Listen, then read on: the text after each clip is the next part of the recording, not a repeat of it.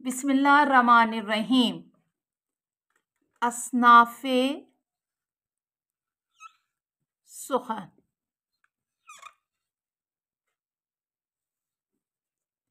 अजीज बच्चों, बलिहाज़े मौजू कल जो हमने शुरू किया था उसमें से जो रह गई हैं उस पे हम आज गुफ्तगू करने लगे हैं। अजीज बच्चों, अगली जो असनाफ़े सुखन में बलिहाज़े मौजू जिस पे अब हम बात कर रहे हैं वो है मरसिया। मरसिया अरबी ज़ुबान का लफ्ज़ रसा से मुश्तिक है, जिसके लफ्ज़ी मानी है मरने वाले की तारीफ़ व तौसीफ़ करना, मरने वाले को रोना, मुर्दे को रोना, मैयत पर आंसू बहाना। लेकिन जब हम सिन्फ़े शायरी की बात करते हैं या इस्तिलाह में इसकी बात करते हैं, मरसिया उस सिन्फ़े सुखन को कहा जाएगा जिसमें मरने वाले की तारीफ़ की जाएगी, जिसमें किसी फौतशुदा शख्स की खूबियाँ बयान की जाएंगी और उसकी तारीफ़ व तौसीफ़ को दर्दमंदी से किया जाएगा। अरबी की कदीम शायरी में शोरा अपने अजीज़ों के मरसिए कहते थे। उर्दू और फ़ारसी में मरसिया ज़्यादातर शुहदाए करबला और वाक़े करबला के लिए बयान किया जाता है। दक्कन में इसका आगाज़ हुआ और लखनऊ में इसने अरूज पाया और वहाँ ही इसको मर्तबा हासिल हुआ कि हजूर सल्लल्लाहु अलैहि वसल्लम के फ़र्जंद हज़रत इमाम हुसैन अलैहिस्सलाम की शहादत और वाक़यात करबला के लिए इसको मखसूस कर दिया गया। इसके अज्ज़ाए तरकीबी या अरकान जो हैं वो दर्ज झैल हैं। चेहरा या तमहीद, सरापा, रुखसत, आमद, रिज्ज़, जंग, शहादत, बैन, दुआ वगैरह। इन पर अगर हम मुख्तसर रोशनी डालें तो सबसे पहले आता है चेहरा, या जिसको हम तमहीद कहते हैं। इधर उधर की बातें करता है, शायर कारी को असल मौजू की तरफ लेके आता है, कभी बाहर का मंजर बयान करता है तो कभी अखलाकी नसीहत करता है, क्योंकि अगले उसके हिस्से के साथ इसका गहरा ताल्लुक बनता है। फिर सरापा, इस हिस्से में अपने ममदू यानी जिसकी वो तारीफ़ कर रहा होता है या जिसके लिए वो लिख रहा होता है उसकी सफ़ात, अखलाक, खूबियाँ और किरदार पे बात करता है। रुखसत वाले हिस्से में किरदारों के कारनामों का आगाज़ किया जाता है, हथियार सजाने और जंग की तरफ निकलने का मंजर बयान किया जाता है। आमद में शायर अपने ममदू की मैदान जंग में आमद का मंजर बयान करता है। और अरब के जो कदीम कबाइल थे जिनका रवाज ये था कि अपने ममदू की फजीलत और हसब नसब और बहादुरी का जिक्र करते थे, तो वो रिज्ज़ में किया जाता है।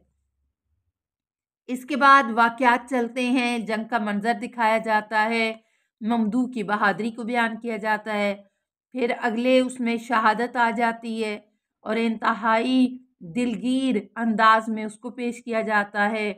फिर ममदू की शहादत पर बैन और गिरियाजारी का मंजर दिखाया जाता है और आखिर में जो मरसिए का इख्तिताम होता है वहाँ पर ममदू के लिए दुआए मग़फ़िरत की जाती है। अगला जो सलाम है, सलाम भी उर्दू असनाफ़ अदब में की जो शायरी में एक सिन्फ़ है जिसे गज़ल की हैयत में लिखा जाता है। जो है इसमें अशार की तादाद भी गज़ल के मुताबिक ही होती है, मतला मक्ता होता है। और अहम बात यह है कि सलाम ने मरसिए की बदौलत जो है जन्म लिया है और इसमें आम तौर पर वही तमाम बातें शामिल होती हैं जो कि मरसिए का हिस्सा होती हैं। अगली चीज़ जो इसमें बयान की जाती है या अगली इसकी जो किस्म है वो आप यही कहेंगे कि वो है नोहा। नोहे का लफ्ज़ी मतलब है आहो फरियाद करना, मातम करना, सीना ज़नी करना, या सीना ज़नी के लिए नोहे का इस्तेमाल करते हैं।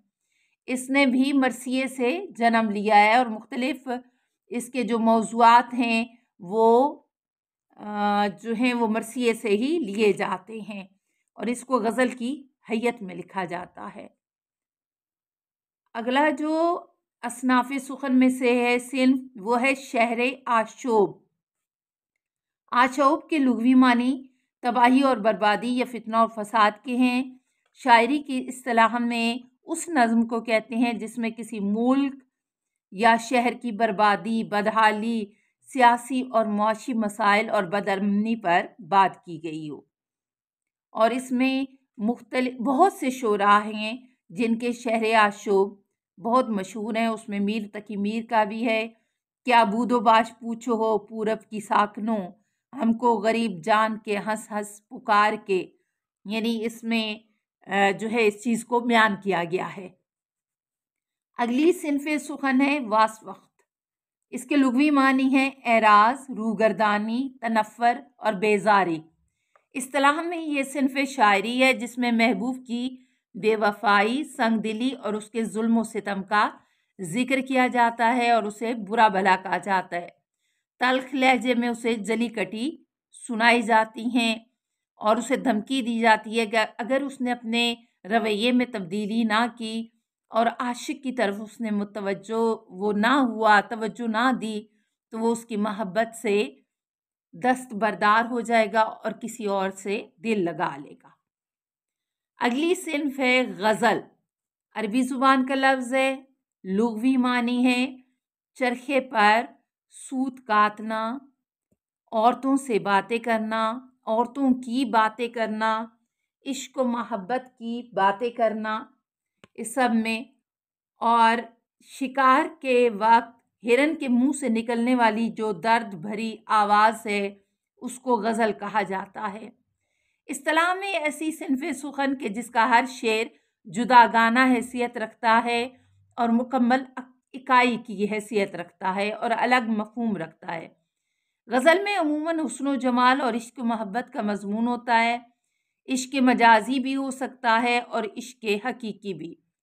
مولانا حالی اس کے بارے میں کہتے ہیں کہ محبت کا دائرہ بہت وسیع ہے اور انسان کو اپنے ملک و قوم، والدین، دوست و احباب اور سب سے بڑھ کر اللہ اور اس کے رسول سے محبت ہوتی ہے۔ اس لیے اسے صرف عورت کی ذات تک محدود کرنا درست نہیں ہے۔ جدید غزل میں زمانے کے تمام مسائل، تصوف اور ہر قسم کے مسائل جو ہیں ان کو اس کا موضوع بنایا جاتا ہے۔ غزل کے جو کم سے کم اشعار ہیں ان کی تعداد 5 ہے اور زیادہ سے زیادہ جو اس کے اشعار ہیں ان کی کوئی تعداد جو ہے وہ مقرر نہیں ہے۔ عزیز بچوں، اگلی صنف ہے پیروڈی۔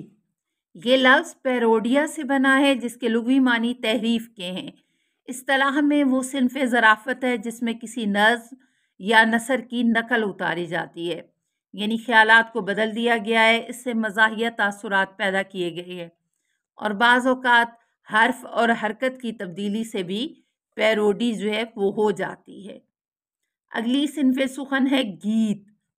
ہندی سے آیا ہے، گانے کی چیز ہے، موسیقی سے اس کا گہرا تعلق ہے، اس میں سرتال کو اہمیت دی جاتی ہے، اظہار محبت گا کر کیا جاتا ہے، اس کا لہجہ دھیما ہوتا ہے اور خاص حیت اس کی کوئی مقرر نہیں ہے۔ اگلی صنف ہے صنف سخن میں ہجو، وہ نظم جس میں کسی کی مذمت کی جائے۔ اس کے لیے کوئی بھی شکل یعنی رباعی، قطعہ، قصیدہ، مثنوی، مخمس، مسدس کچھ بھی استعمال کیا جاتا ہے اور اس کو مذمت کے انداز میں، ہجویہ انداز میں لکھا جاتا ہے۔ اور مثنوی جو ہے اس کو بھی اسی میں شمار کیا جاتا ہے۔ لغوی معنی 2 کے ہیں۔ لفظ مثنا سے مشتق ہے ایسی نظم جس کے ہر شعر کے دونوں مصرے ہم قافیہ ہوتے ہیں، لیکن یہ شعر میں قافیہ مختلف ہوتا ہے ہر شعر کا، اور ایک ہی بحر اور مضمون میں لکھا جاتا ہے۔ طویل نظمیں، کہانیاں، شعری داستانیں اس میں لکھی جاتی ہیں اور اس میں میر حسن کی مثنوی سحر البیاں بہت مشہور ہے۔ عزیز بچوں، مختصر طور پر اصناف سخن میں سب پر روشنی ڈالنے کی کوشش کی گئی ہے تاکہ مختصراً یہ تمام چیزیں آپ کی سمجھ میں آ جائیں اور آپ کو اچھی طرح سے ازبر ہو سکیں، اور مجھے امید ہے کہ آپ نے اصناف سخن بلحاظ موضوع اس کے بارے میں بہت کچھ جان لیا ہوگا۔